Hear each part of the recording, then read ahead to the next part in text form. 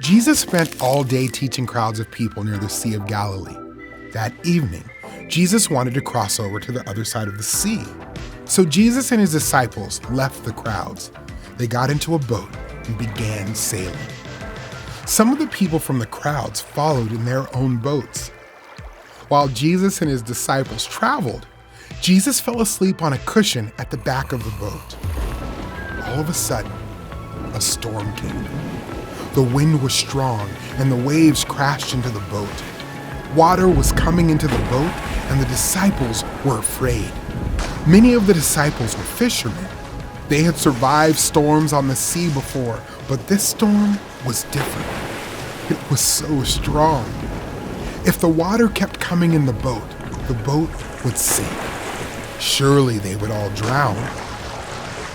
The disciples looked to Jesus for help, but Jesus was still fast asleep at the back of the boat. He didn't seem to even notice the storm. Did Jesus care if they were about to sink into the sea?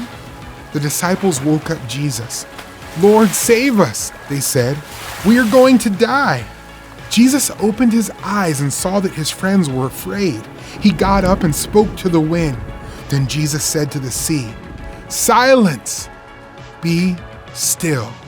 At the sound of Jesus' voice, the wind stopped blowing and the waves stopped crashing. Everything was calm. The disciples were safe. Jesus looked at his disciples and asked, "Why are you afraid? Do you still have no faith?" Did the disciples not trust Jesus to take care of them? The disciples were amazed. "Who is this man?" they asked each other.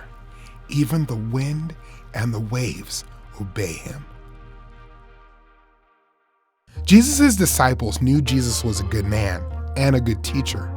But when Jesus calmed the wind and the waves, he showed his disciples that he is also God. God rules the sea and stills its waves.